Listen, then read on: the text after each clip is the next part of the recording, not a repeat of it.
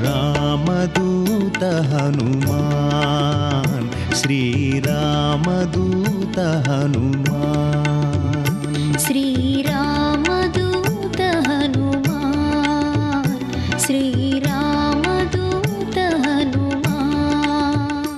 మనసు తెలివిగా ఉండి ఇంకా సృష్టి రచన చేస్తూ ఉంటుంది, ఏవో తీరని కోరికలను ఊహిస్తూ ఉంటుంది.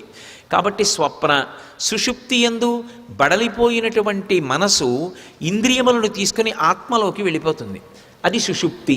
మళ్ళీ తెలివి వచ్చిందనుకోండి, మళ్ళీ జాగ్రత్త. ఈ మూడిటిలోనే తిరుగుతుంటాడు. ఎన్నేళ్ళు బ్రతకనివ్వండి, ఈ మూడు అవస్థల్లోనే తిరుగుతూ ఉంటాడు. కాబట్టి ఆమెకి త్రిపుర సుందరి అని పేరు. త్రిపుర సుందరి అంటే ఈ మూడిటిలో తిప్పుతుంది. చిత్రం ఏమిటంటే త్రిపురాంతకుడు ఆయన, పరమశివుడు త్రిపురాంతకుడు, ఆవిడ త్రిపుర సుందరి. వీళ్ళిద్దరూ ఆది దంపతులు. ఎంత విచిత్రం! రెండూ పరస్పర భిన్నమైనటువంటి విషయాలు. ఆయన త్రిపురాంతకుడు ఎలా అయ్యాడు అంటే, ఆయన అనుగ్రహం కలిగిన వాడు ఈ మూడు దాటి నాలుగులోకి ఎడతాడు. ఆ నాలుగు తురీయం. అందుకే ఆయన ఆత్యంతిక ప్రళయం చేస్తాడు. ఆత్యంతిక ప్రళయం అంటే జ్ఞానం ఇస్తాడు. ఆ జ్ఞానం ఇస్తే సర్వావస్థ వివర్జిత అంటారు వ్యాసుల వారు లలితా సహస్రంలో. మూడు అవస్థలు దాటిపోతాడు. దాటిపోయి నాలుగవ అవస్థలో తురీయంలో నిలబడి ఈ శరీరం పొందుతున్నటువంటి అవస్థల్ని సాక్షిగా చూస్తాడు.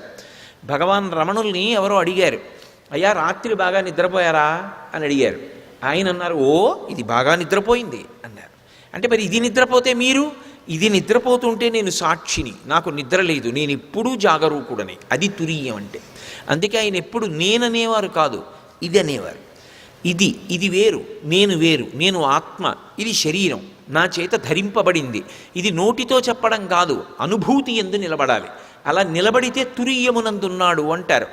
పరమశివానుగ్రహం కలిగితే మూడు దాటి నాలుగులోకి ఎడతాడు. అందుకే ఆ మూడు దాటి నాలుగులోకి వెళ్ళనంత కాలం ఆ మూడులో తిరుగుతూ ఉంటాడు.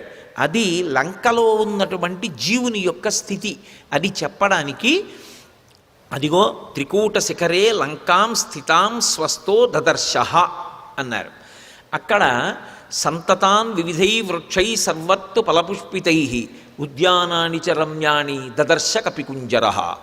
బాహ్యంలో లంకాపట్టణం ఎంత అందంగా ఉందో వర్ణిస్తారు.